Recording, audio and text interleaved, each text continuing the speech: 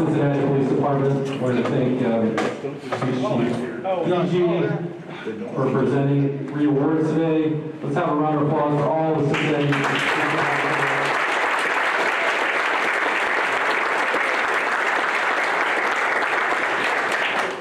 We had a celebration last Friday. If you were Great American Ballpark.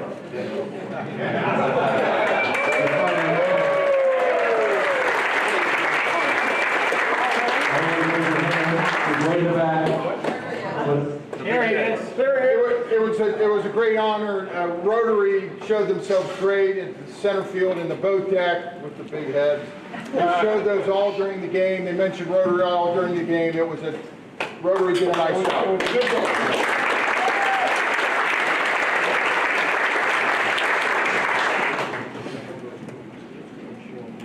As a reminder, we do have Ohio Supreme Court Justice Megan Shanahan next Friday. Sign up by next Thursday. Sign up by this Friday at 5 o'clock.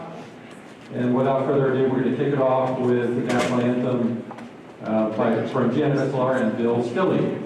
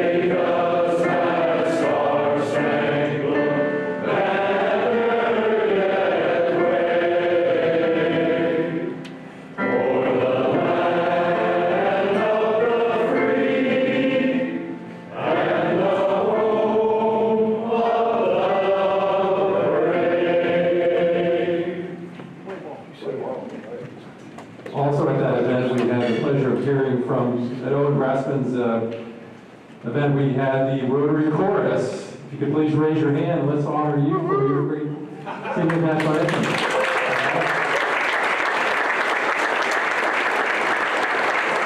My pleasure to introduce Janet Metzler, who will recite the fairway test and the invocation.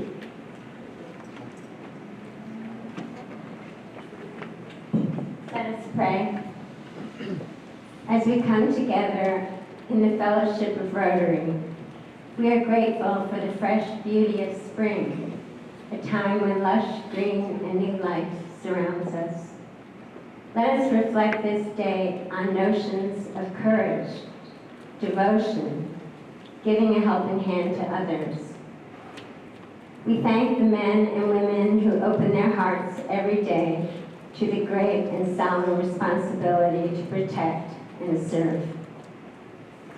For every act of conscience, of kindness freely given, we honor all who serve for the Cincinnati Police Department. Thank you this day for the food we share and for those who prepared and served it. Bless and save those all around the world who are in harm's way. In the spirit of Rotary, amen. Amen. And before we test of things we think, say, and do, Is it true? Is it fair to all concerned? Will it build goodwill and better friendships? Will it be beneficial to all concerned?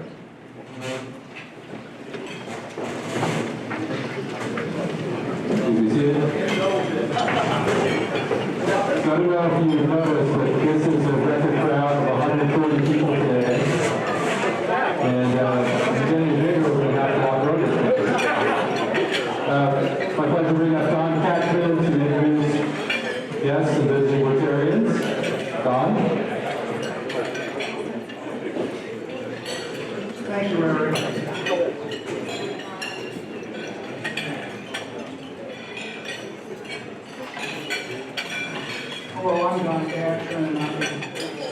involved. I'm going to introduce the guests. First of all, I'd like to, and I hope everybody can hear me, I would like to give a warm welcome to members of the Cincinnati Police Department, and especially the Chief of Police, and thank you for all your service protecting all of us.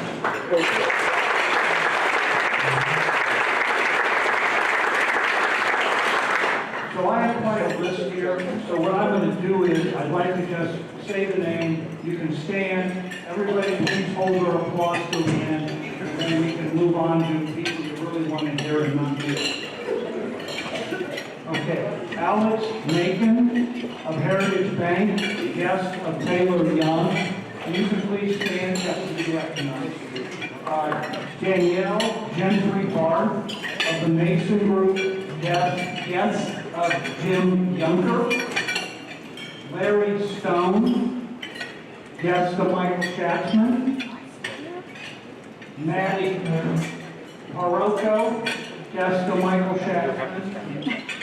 Maureen Kelly of Amanda Staffing Group, guest of Alex Cameron. Ryan Deppinger, guest of Michael Schatzman. Tiller Robinson, guest of Michael Schatzman. Dan Catt, guest of Michael Schatzman. Kelly Enright, guest of Kelly Mahan. Nick Rowan, guest of Eddie Rowan. Rio Ruth, guest of Steve King. And lastly, Steve Saunders, guest of Jim Neidhart.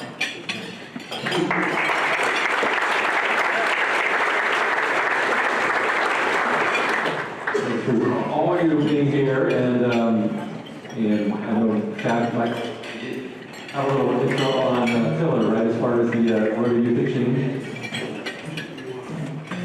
So Tiller was also a Rotary Youth Exchange student in high school, and that was a program that I was involved in. Hopefully she's a future retiring with us in the future as well. So we have a record announcement. For this year, we have a +5 to deliver. So 5 net new members for 24-25. And according to the Patterson CPA firm, that's the first time in 20 years that we've actually accomplished that goal of being plus anything. So looking forward to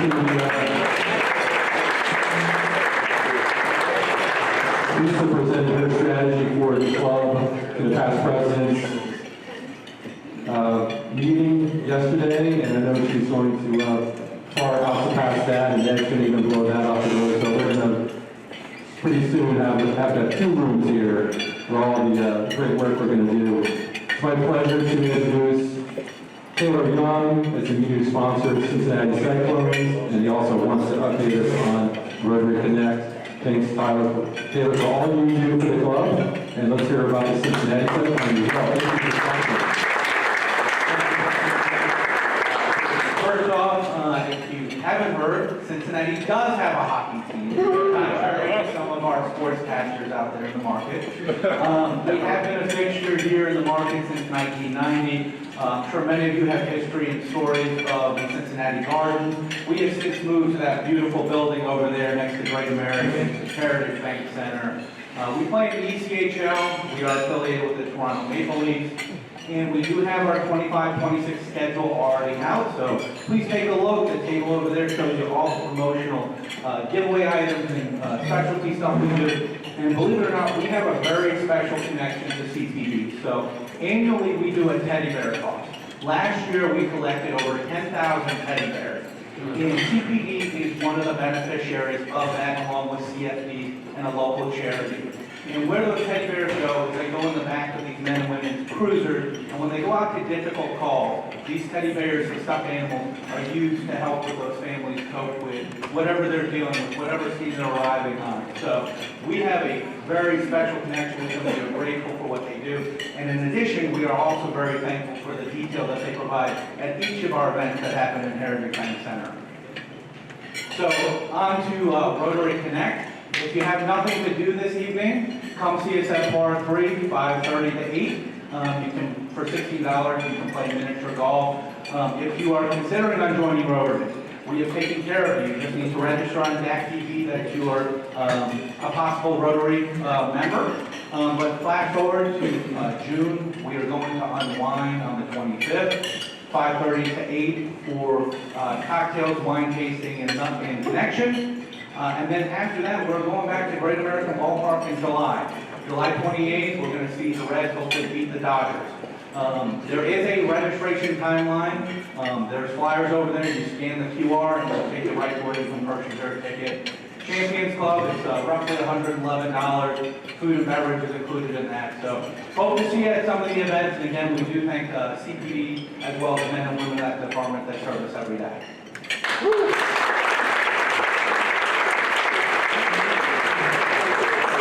Thanks for being sponsored today. So sponsorship program puts money back into the new membership growth for this club. And speaking of new members, we have our own Michael Schatzman to introduce two of our new members, Alex Cameron and Shelby McLaughlin. I can ask you to come on up.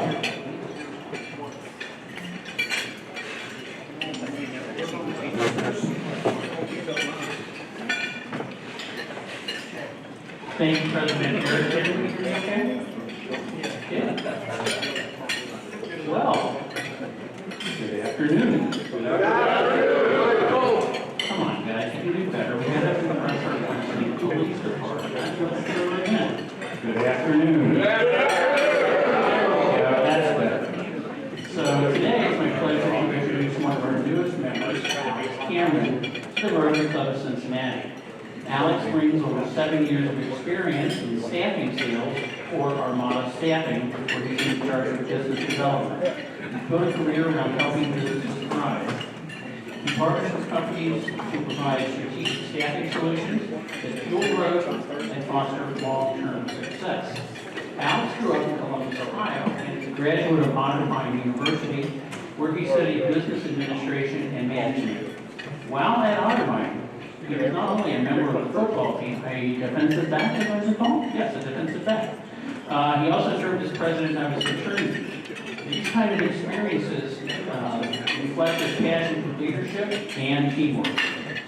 Outside of the office, Alex is an avid outdoorsman. You can often find him hiking, snowboarding, or spending time either on either the golf course or the frisbee disc golf. He also has a heart for service and has volunteered with the Ronald McDonald House in Columbus over the last several years. He's driven to build relationships, solve challenges, and help others grow. Values that all align pretty well with who we are and what we do here at the Rotary Club of Cincinnati. He's excited to grow his personal and professional network here in Cincinnati. He's already signed up for the Honor Balloon Rides Committee and the Picnic Committee. So please give a warm Rotary Club of Cincinnati welcome, Alex Cameron.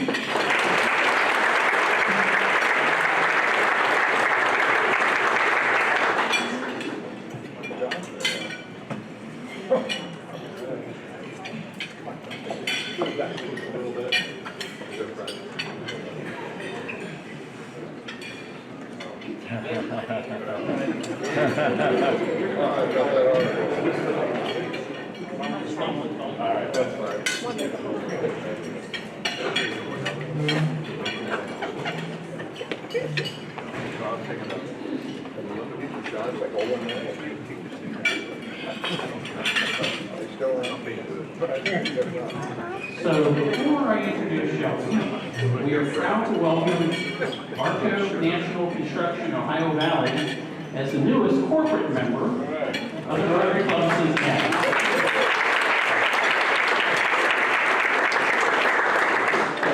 Arco is a leading construction company in the region with a strong commitment to excellence, innovation, and community engagement.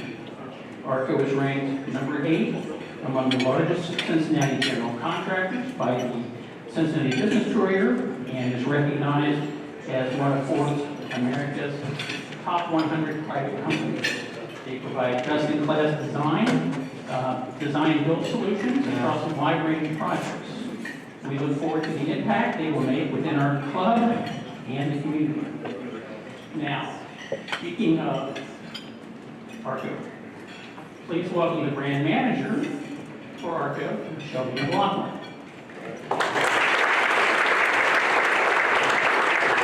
She's originally from Ashland, Kentucky. She grew up with a strong sense of service, inspired by her father, Kevin Halter, who was actively involved with the Rotary Club of Ashland. These early exposures to community engagement planted the seed for her own commitment to giving back.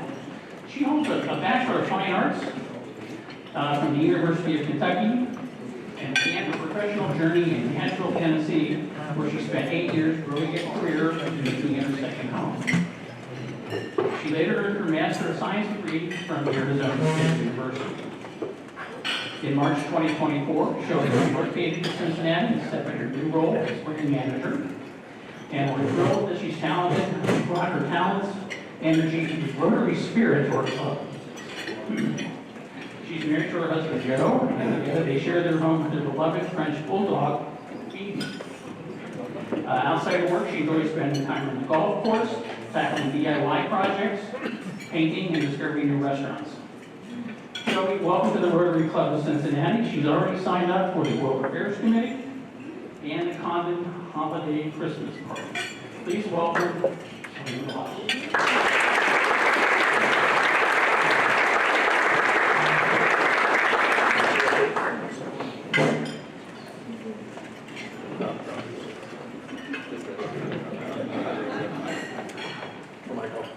Stage that way.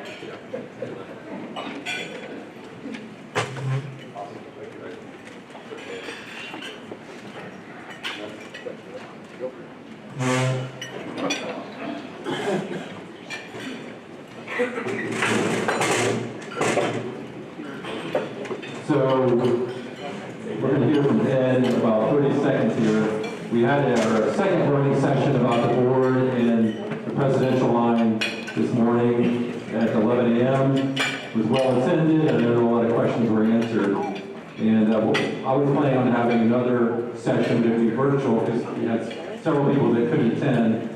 And let's learn more about the nominating committee process and about the application process from our president nominee, Ed Mattis.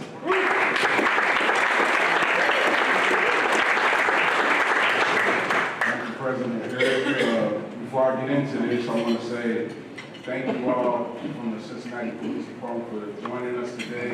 I know I appreciate that you put that uniform every day to serve and protect, even though sometimes people don't want you to serve and protect them.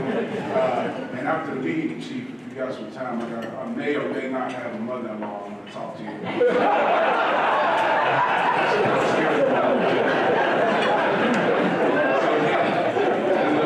Just want to give a quick update on the nominating committee process.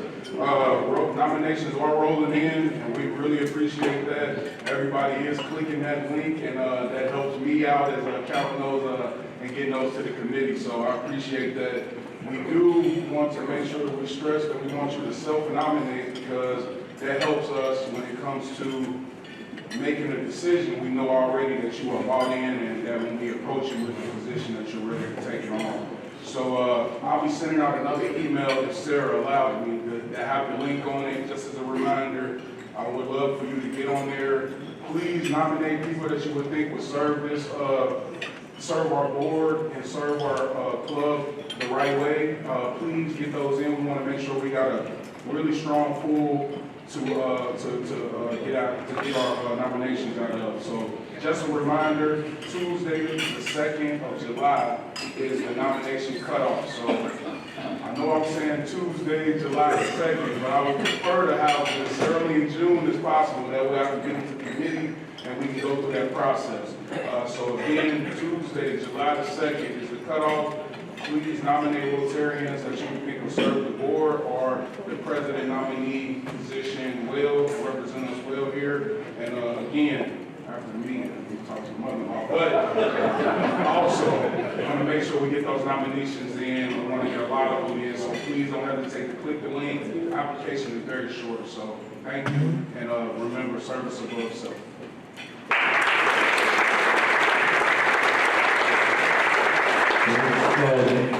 So we're going to get an update on the balloon rides from Diane Devius.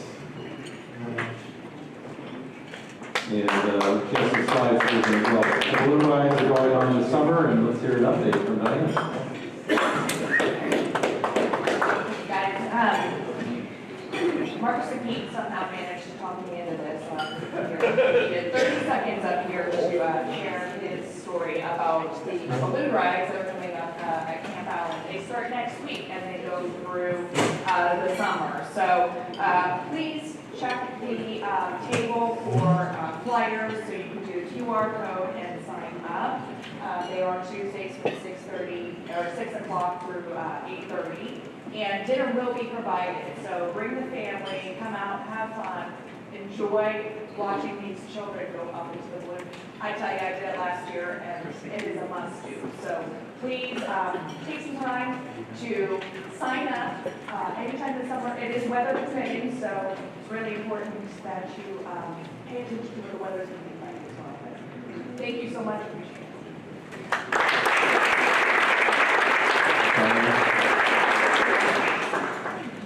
So we do have one committee meeting immediately following this regular meeting. The World Affairs Committee will be in the Highland Room, which is the bigger room to the right. We also have some birthdays. May 30th, Joseph Davidson, and June 1st, Darlene Underwood. And they're both not here, but we want to wish them a happy birthday on the video. So on 3, let's do a happy birthday. 1, 2, 3. Happy birthday! Now we're coming to the point. I know there's a lot of money in this pot today, so split the pot. We're going to have $43 for the winner and $314 for the big pot. We're going to ask Police Chief Theetge to pick the winning ticket. It is a white ticket. Pressure's on. Thank you.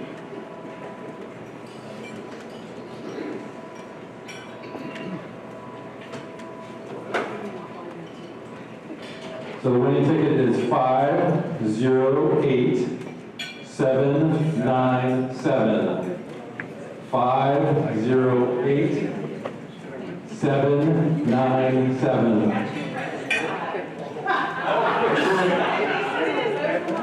I'll give it back to the club.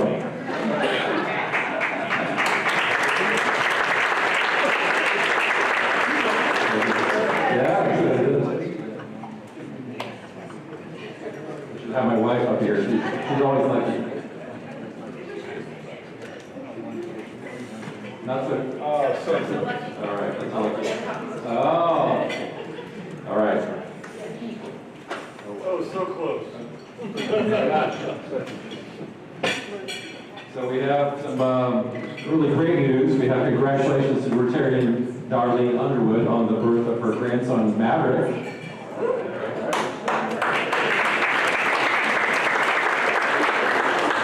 We also have congratulations to Rotarian Gary Mitchell. You want to raise your hand? Should be here. Enough? Okay.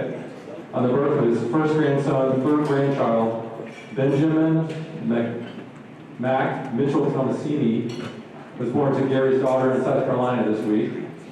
And we want to congratulations Rotarian Ed Atchison, who's on the camera right now, and partner for accomplishing a 13,407-mile bike ride around the perimeter of the United States.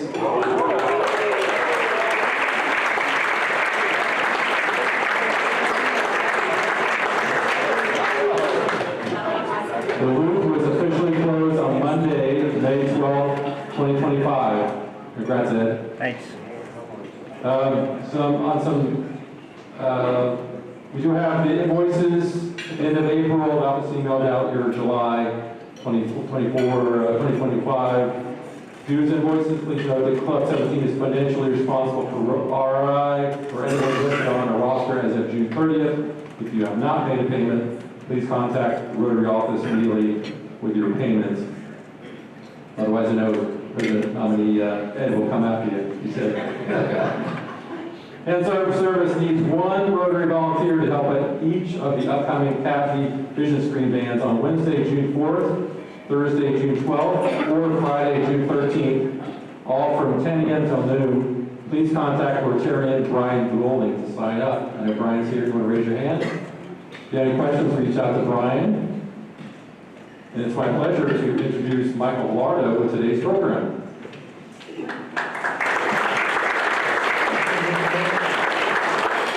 It's always a great day when we can receive and recognize as our guests to the Cincinnati Police Department. I want to begin with just a thought. Chief Theetge and all of you who are here representing the Cincinnati Police Department, we hold these events each year to express our gratitude to you and to honor you. We know that your vocation is the truest sense of that word. It's a call. We also know that your vocation is one that requires a sacrifice, a personal sacrifice that most of us don't experience in our own work, our own vocations. We all know that also no one in this room has vocation that can demand a split-second life or death decision. And few of us are in the spotlight where public scrutiny is exceedingly demanding of all who wear that uniform. We want you to know that we know that, and we want to honor you and express our appreciation to you. So we want you to know that hosting you and having these awards is not just a program to fill a lunch slot. It truly is a heartfelt expression of appreciation and recognition of all of you who are part of the Cincinnati Police Department and what you do for the Cincinnati community. First, I want to introduce Chief Theetge. I've read through this and did it all last year, so I suspect you'll remember most of it. I'm going to abbreviate it a little bit. You come up here already, you're really kind of short. Let me just tell you a few things. We do know, but we're glad to have you back this year. And she likes our new setting, too. On January 9th, 2023, Chief Theetge was appointed and named the 16th Elite Chief of the Cincinnati Police Department. She's the first female chief in the city of Cincinnati's history. And she now commands a department of close to 1,000 sworn members and 120 civilian staff. Chief Theetge has been with the Cincinnati Police Department for over 30 years. In 2016, she was promoted to the assistant chief, and in 2020 assumed the role of the executive officer. Throughout her career, she has held multitude of assignments at varying ranks, and there's a whole paragraph with all of that.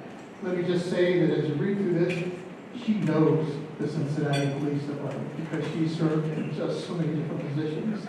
And during her time with the Cincinnati Police Department, Chief Theetge also attended Xavier University, where she completed her bachelor's degree in liberal arts, a concentration in organizational leadership, and her master's degree in human resource development. She's a graduate of several law enforcement programs, which include the FBI's National Executive Institute. She's also a graduate of Cincinnati Chamber of Commerce's Women Excel Leadership and Leadership Cincinnati. She's a lifelong Cincinnatian, grew up on the west side. Usually somebody applauds from the west side.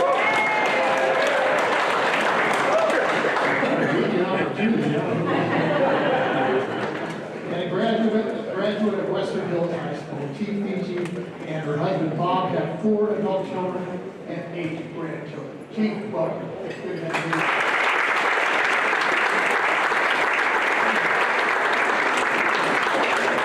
Thank you very much, Michael. As Michael said, we have 8 grandchildren. Number 9 is due in July. My goal is 10. As Michael said, what a nice venue. I've never been in here before, so thank you so much to the staff and the employees here at the View. Thank you so much for having us. Before I begin, I want to sincerely thank Cincinnati Rotary Club for hosting this incredible luncheon year after year. Your commitment to recognizing the finest men and women who serve our great city is deeply appreciated by all of us at the Cincinnati Police Department. Each year, Rotary member, thank you for having CPD in attendance today. I'm sorry, to each Rotary member, thank you for having CPD in attendance today. It is because of individuals like you that our communities, streets, and homes continue to thrive. Your support reminds us that our work matters. It reminds us we are not alone. Knowing we are in your thoughts and prayers fuels our mission to serve with honor, integrity, and compassion. Just as your Rotary motto states, service above self, your CPD strives to embody that every single day. I recently read an article that said, being a police chief is like sitting in a chair with a bomb in it. The goal is to get off before the bomb goes off. While there may be truth in that, let me say this. With the overwhelming support of people like you in this room, I'm gladly to stay in that chair. I'll gladly stay in that chair. I'll take my chances. Because standing beside these incredible officers and this community makes it worth it. Each day, I'm motivated by the quiet victory of knowing our work is valued, not for headlines, but by those who genuinely care. That's what makes Cincinnati unique. That's what makes this city home. Now, it's my honor to recognize the dedicated men and women of CPD, those who give everything for a safer, stronger tomorrow. Thank you, Rotary Club, for believing in us. All right, so we'll get started with a few awards here. Ladies and gentlemen of CPD, when you come up, you have an opportunity to say a few words if you'd like. I told the Rotary individuals that police usually just want to say thank you and walk away. But they challenged me because they did this for the fire department, and the fire department awardees said a few words. So.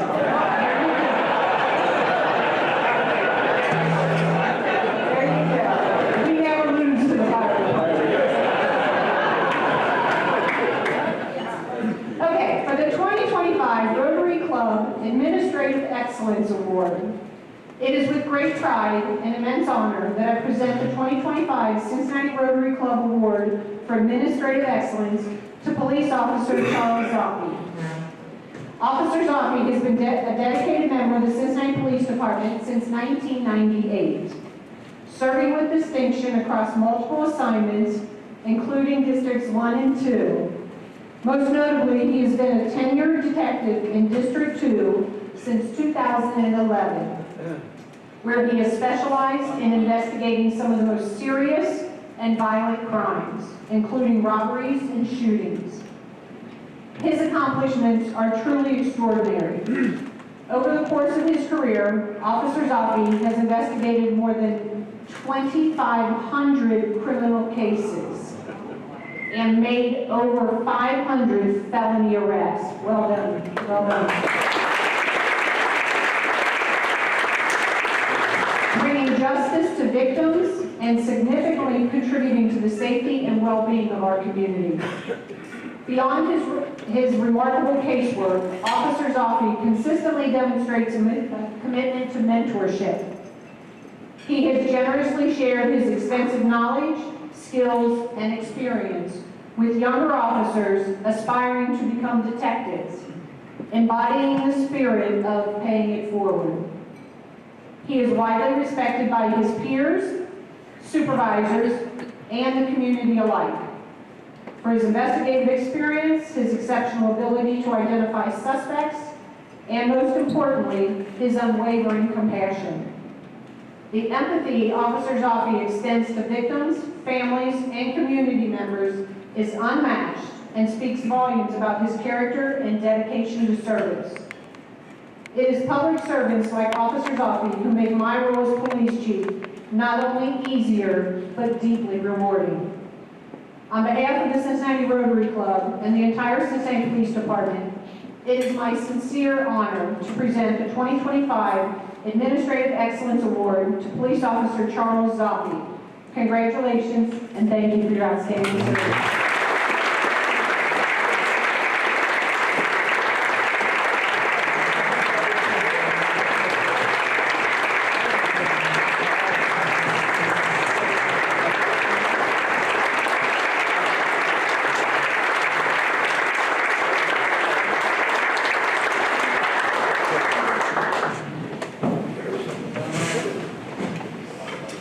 As Chief Theetge said, we usually don't talk very often, we just want to say thank you and move on. But since the fire department, I just want to point out that the fire department has a lot more time on their hands.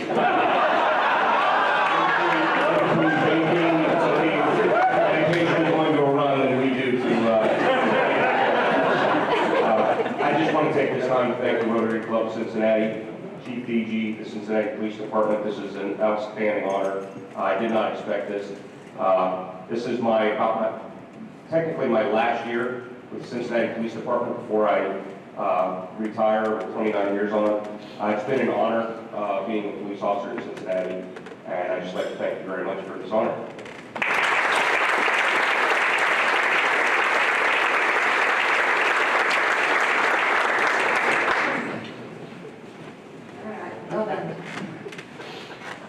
Next is the 2025 Rotary Club Award for Superior Achievement.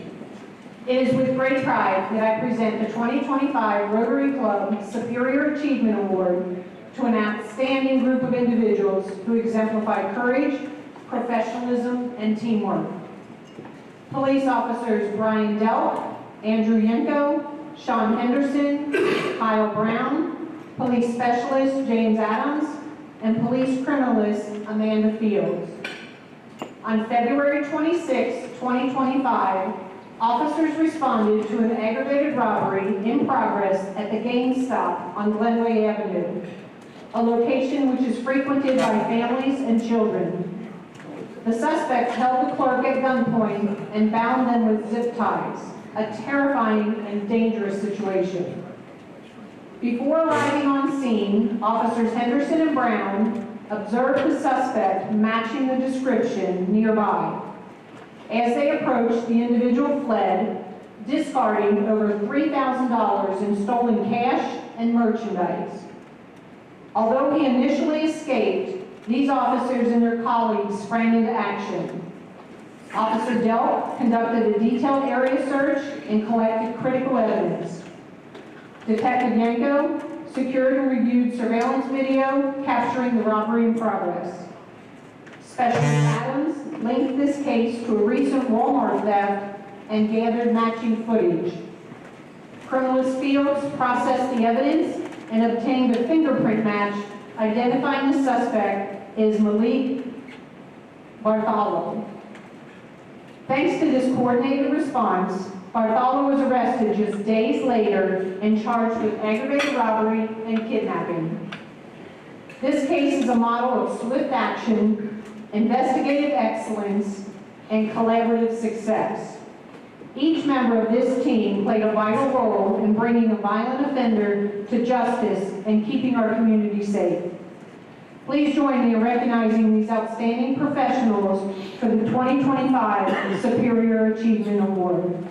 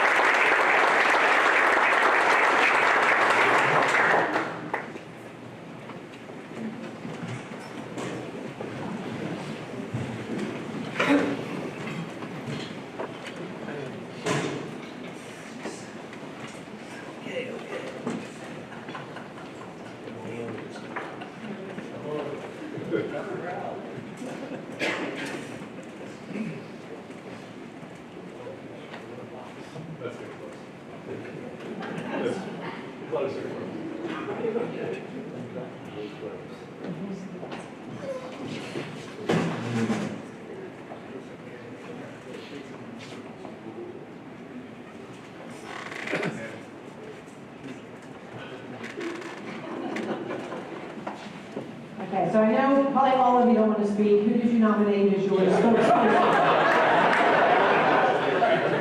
All right.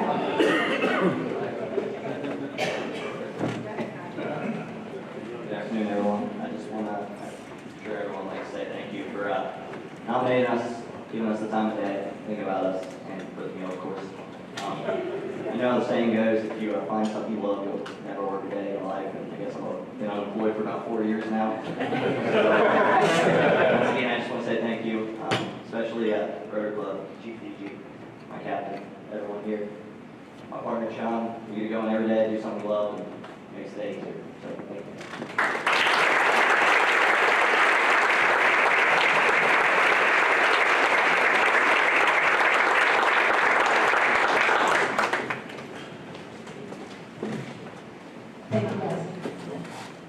Okay, the 2025 Rotary Club Award for Career Enhancement.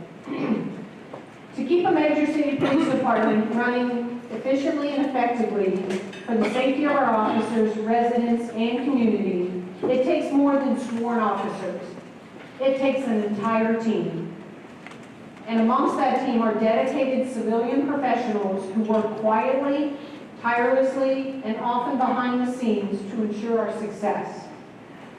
Today, it is my deep honor to recognize one of those individuals, our Senior Human Resource Analyst, Mrs. Louise Shields, with the 2025 Rotary Club Career Enhancement Award. Mrs. Shields began her extraordinary journey with the Cincinnati Police Department in 1987 and was promoted to sergeant in 1995. So Louise actually started as a sworn member of our department. Over the course of her 33 years of dedicated service, she became a cornerstone in the personnel section, guiding generations of officers through every step of their careers. From onboarding new recruits to helping officers navigate health benefits, pensions, and the complexity of retirement, Louise has been a mentor, advocate, and trusted advisor. She helps so many of us, often young and unaware of the importance of long-term planning, understand the value of security, benefits, and financial stability. Because of her efforts, hundreds of officers have retired with peace of mind and confidence in their future. Her compassion knows no bounds. In moments of personal crisis, family loss, or career transition, Louise has stood by officers with kindness, professionalism, and unwavering support. She has earned the affectionate title of one of our human resources mothers, and it's a title she truly embodies. Although she officially retired in January of 2020, her commitment to service did not end there. She returned shortly after in a civilian capacity, once again leading the way in officer support and development. A proud graduate of the University of Cincinnati with a degree in criminal justice, Louise continues to exemplify care, excellence, and steadfast dedication. For her lifelong impact, continued service, and her incredible role in shaping the well-being of our department and its people, I'm proud to present Mrs. Louise Shields with the 2025 Rotary Club Career Enhancement Award. Her legacy is lasting, her contributions immeasurable, and her heart truly unmatched.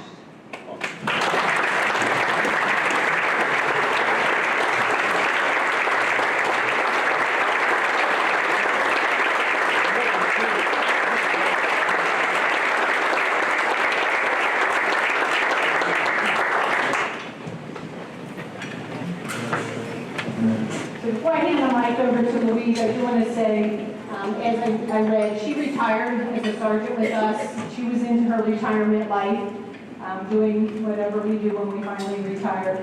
And we had a vacancy in our personnel department. And I was adamant that we reach out to Louise and try and bring her back out of retirement to help with our members because she does such a great job.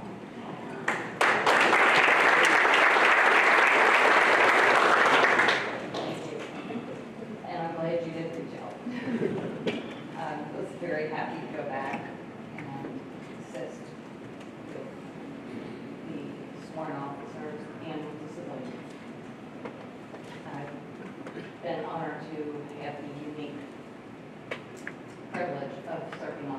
sworn and civilian side.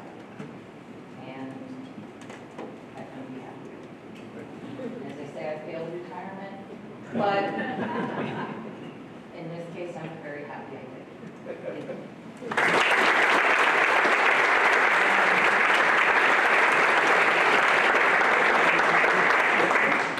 Okay, so as in years past, I am at your beck and call for a period of time here today.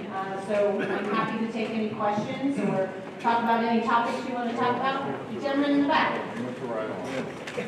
Guy who taught me how to proper salute from the Navy. Right Past, we've had the opportunity to ride along with the Air Force, the Navy, Hamilton County Sheriff Department, and the Cincinnati. Is there any chance we can do that again?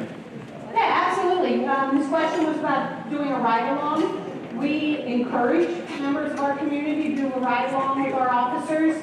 All you have to do is reach out to your local district, and you can schedule one. Obviously, we are a 24/7 business, so you can pick the date and time, day of the week that you would like to ride in the district. I know District 3, we got Captain Dave Johnston here as the District 3 commander. District 3 is now our largest and definitely our busiest district. We have District 2 commander here, Dennis Swingley. Captain Jay Johnstone in charge of our CIS, our criminal investigation section, so homicide and personal crimes. But yeah, our doors are open. All you gotta do is contact us and schedule something. Great, thank you. Yes, sir. So the fellow that held up that gate, so the fellow that held up the GameStop, where is he now? Brian, or anybody you guys know, is he still in the, a guest of the Hamilton County Justice Center? Yeah. Yeah, so he's with the sheriff's deputies at the Justice Center. Yep. Anything else? You guys usually keep it for a little while. Yes, sir. Yeah. Thank you. Thanks for being here, Chief. And I was a benefactor of the ride along years ago. And it was an eye-opening experience for me, and I'm just sharing this with everyone else. You know, it was like, I think 12 or 2 o'clock in the night, and I saw a lot of kids over the ride area outside. And I asked the police officer, I said, why are these kids outside? And you know, he told me, he said, these people don't have air conditioning in their house, and that's why they're outside. And that was an insight which, you know, I carry to this day. My question is, as you know, our community has changed a lot, has become multilingual, multicultural. And you know, unfortunately, you know, there was something in the news about where a gentleman couldn't understand the instructions in English, and it was a bad result. But what is the police doing as far as the multilingual culture right now? Yeah, that's a great question. What are we doing about the multilingual community that we have in Cincinnati now? And that is ever evolving, ever evolving. I had this actually come up the other day. I had an internal advisory board, so some officers who meet with me quarterly, and we just discuss whatever's on their mind. This came up, and several years ago, we offered a kind of Spanish 101 for officers so they could learn to how to communicate with a lot of our Hispanic population, and they want that back. So I've recently been talking with our academy commander about offering that again for our officers. We do have a service, a translation service that is at our call, kind of 24/7, because you never know what language you're going to encounter. We can't teach the officers all of them, so we do have a service there. The other thing I've heard some officers use is cell phone. Their cell phone, right there at their fingertips, is a wonderful tool for them for translation as well. So we do everything we possibly can do so that they can understand us and what we need from them. I have a question. So when you have the recent shooting, unfortunate shooting of that individual, and then the killing of that deputy, and then you have what seems like outside agitators come into town, I mean, what can you do about that? Because they can cause a lot of literal agitation, and then they're going to leave. Yeah. But how do you handle that tough situation? Yeah, so you're exactly right, and that's exactly what we encountered. We had an officer-involved shooting, next day, a Hamilton County deputy killed, and then that was followed by things on social media, people trying to stir up problems for our community. We have a very strong intelligence unit that monitors all the social media platforms so that we can hopefully get out in front of things before anybody comes to town and activates. And the other thing that we have that goes along with that is extremely helpful is we have a very strong police-community relations in our city. That is not the case in most cities across this country. We have worked on it very, very hard for over 20 years. And a good example of that is the 2020 unrest that this country saw. We had protests. Some of them were not peaceful, but we did not have anything close to what other major cities in the United States had. And that's because we did have these strong police-community relations. And you're right, a lot of the times the problems that we have with protesters aren't even from our area. They're not even from our area. They come into a city, sometimes ours, sometimes a different one, see what damage they can do, and then they move on. We also have a large contingent of officers who are extremely well trained in civil disturbance response. So those are the ones that you would see on the front lines if we have protesters. We also have extremely dedicated individuals that are a part of our SWAT team and highly, highly trained there as well. And when we put those two contingents of well-trained officers at the ready, we're ready to handle something that comes down the pipe. We're ready. Yes, sir. Since COVID, I have noticed really bad and rude and aggressive driving. That is not your imagination at all. I've seen it too, I've witnessed it, and I'm just like, did they not see me here at the red light? Now I'm in a black SUV, but I'm in my uniform, and I'm like, they just blow right by me. You're exactly right, and believe it or not, that is probably one of the biggest complaints that I get from the community, is traffic enforcement, driving habits, things like that. And just to give you a little bit of a background on that. So during COVID, you know, everybody was kind of scared. They didn't know what the pandemic was going to bring. We tried to minimize our officers' contact, physical contact with the general public, because we didn't know. If only we knew what we know now, we knew back then, we probably would have handled it a little differently. But we had a recruit class in at the time, and we were doing everything to keep them healthy because we needed to graduate them. We needed them to get out on the street. So then they get out on the street, and we're minimizing physical contact with the community. So I really believe those young officers did not get the traffic enforcement education had there not been a pandemic. Because it's one thing to sit in the classroom and learn what your job's going to be about. It's another thing when they're out in the field with their coaches and learning it for real, what things are going on. And so those young officers really didn't get the on-the-job experience that previous classes got. So what we did is we took our traffic unit and we now do traffic blitzes periodically across the city to, one, let the community know we are addressing your traffic concerns, and two, to educate our officers, the ones who are young and maybe haven't done a lot of traffic enforcement. And then it's also a tremendous opportunity for us to teach the community. Hey, your driver's license is suspended. Let me tell you how you can go and get that rectified. Hey, your license plate is expired. Hey, this, hey, that kind of thing. So we take it as also an opportunity to educate the community. Chief, I know we made jokes about the fire department and stuff, but how do you, as a department kind of work with the fire department, we got called and they need both of your services, and then also, how do you like establish dominance so that when you guys are one person, you We hear it sounds, they know.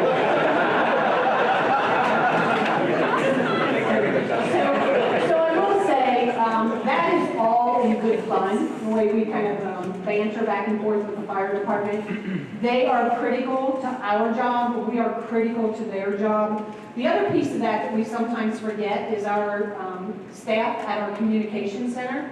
the ones who take the 911 calls, the dispatchers that are on the other side of that radio, hearing the officers call for help, hearing the fire departments call for help or whatever, or getting us the best and quickest information they can get us. So really it's like a three-legged stool there. We need all three of us. But we do have a lot of fun with our fire department colleagues. Again, it's all just in good fun. But they are there when we need them. You know, who would think several years ago, who would think we'd have to give ballistic vests to firefighters? Yeah, our firefighters now will wear ballistic vests when they get called to a shooting.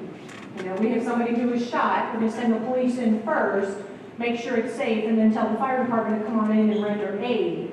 But now, a lot of times you'll see those firefighters come in with ballistic vests on. Never in my wildest dreams did I think we would see that in our country. I got two things, Chief. So as a former firefighter and police officer, I always tell people 5 points on the test, you could have been a police officer.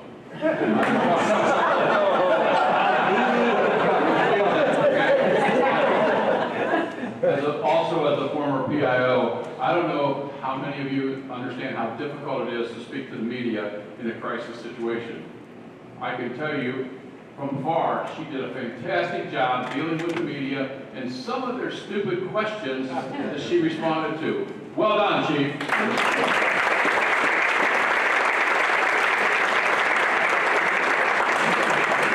20 bucks is in the mail, Larry.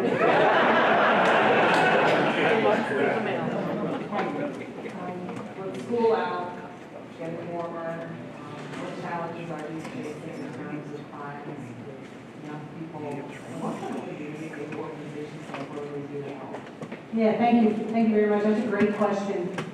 If you're watching any of the news in our city, and it's not just us, I talk to my police chief colleagues in other cities like Indianapolis, Buffalo, some other cities that I've become friends with, and they're dealing with the exact same thing we're dealing with here in Cincinnati. And the youth involvement in crime is like nothing I've ever seen before. I've been here 35 years. I've never seen it like this before. It's interesting that you ask now that school's out, how are you going to do this? So we are an extremely data-driven organization. We look at data every single day. The captains I noted here, they look at the data every day. What's going on in their district? How are they going to respond to what's going on? And you would think school's out, oh, our problems are going to start with the kids. It's actually the opposite. The data has shown the opposite. It's when the kids are in school that they take up most of our time, because then they are collectively going to one location, Government Square, Oakley Station, things like that, where during the summer, they are not in groups traveling and causing problems as much. We still have our challenges with them, and we always will, but they're not in the groups that they're in during the school year. So we have, the data has shown us that. What can you do? Cincinnati Public School Board does not want me to come back. So I try to work with CPS. Great people at CPS. They are struggling the same way we are. What can we do? What can we do? So we need to continue to partner with CPS. If you in your community have conversations with parents, teachers, school board members, just emphasize the need to continue to be at the table, to continue the conversations, to work collectively. Our city manager has designed some youth programming for the summer months to try to keep these kids busy, because you know it's when they're idle that's when they start getting in trouble. So if we keep them busy, it's going to be better for everybody. So we now have programming in the parks on the weekends for our youth. We have programmings at 2 of our rec centers just to give the kids something to do in lieu of just out there being idle hands and getting into trouble. So just support those efforts and support the schools and let them know that we need to do this collectively. Yes, ma'am. And I believe, I'm not from here, I believe Northern Kentucky is the banks, correct? And they've instituted a 10 p.m. curfew. Yes. I'm assuming a lot of those kids are Cincinnati kids that go there. What's the data showing since that has started? Yes, I actually just had a conversation earlier today with the captain in charge of the central business section, so part of the banks. And we talked about this. So what the woman is referencing is the new age restriction to get into the banks area. On Friday and Saturday nights, 10 p.m. to 2 a.m. You have to be at least, I think it's 18 years old, 18 or 21, sorry, I'm drawing a blank on that. But the reason we did that, the businesses down there wanted it. They wanted it really bad because there were so many youth running through that area, attacking people, committing crimes, that they wanted to create a safer environment for their people who frequent their establishments. And so we were able to work with the city's law department to find out a way to permit that. First 2 weekends that we had, it was rainy, so we really didn't have data to tell us how it was going. But since then, we've had some good weekend nights down there, and the data is showing us that they've not had any problems. In our line of work, the first thing we start thinking, where's the displacement going to go? You know, what perimeter should we be prepared for this to pop up on? And knock on wood, we have not seen that yet. But we'll be ready for it when the summer months come. Over here. Yes, sir. We're all aware of the recent incidents in Evendale with the Nazi Party in Linden Heights. And that report was just released, I believe, 2 days ago, the third-party investigation. I'm sure that the Cincinnati Police has interagency cooperation and sharing intelligence when you have information that this is going to occur. What takeaways are you taking from that report to improve the situation, not just with the CPD, but the greater Cincinnati area? Yeah, that's a great question. I got that report yesterday and I read it last night. I told you we have a well-trained civil disturbance response team. If that happened in our city, so let me just back up a minute. That happens in Evendale, and obviously one of the first things that our city leadership team starts to think about is, what if that happens here? So what do? They came to us and they said, if this happens here, how are you going to handle it? And we were able to go in and tell them, with all of our trained personnel, our SWAT and our CDRT, we would be ready for this at a moment's notice. So remember I said we're a 24/7 business? So if we had something like that pop up, let's say on the Ohio side of one of our bridges, we have trained people that would be working, that we would call to the scene, let them start evaluating it, let them start directing resources, because not every officer that would be called to that would have the specialized training. And training is unbelievably critical in our line of work, unbelievably critical. And so they would call the trained officers there to start evaluating, and then we would just automatically start getting resources going there. Supervisors who are trained with SWAT and CDRT. I think that report too, though, the optics of that incident did not look good, but the report said they really didn't do anything wrong. There was a lot of optics. So that's something we always, in law enforcement, have to be very cognizant of too, is we're doing what we're trained to do, we're doing the right thing, but how does it look to the community that we're serving?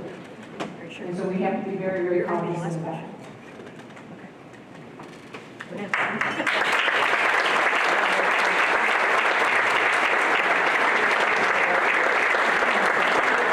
I should have the president's rep come up.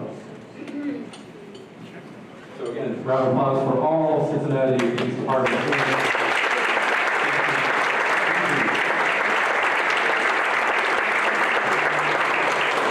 So two things. We want to honor your presentation today and just supporting the community with two items. One, from the Rotary Foundation, Brett LeVar is the current president.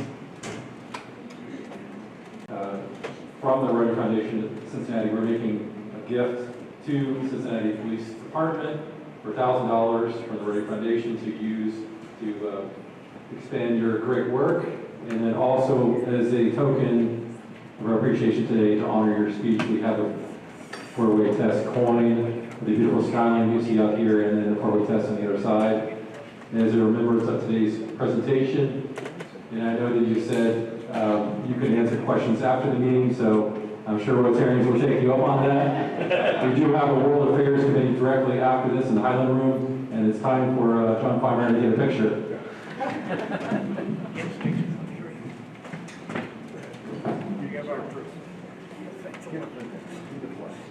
Everyone will probably shoot me.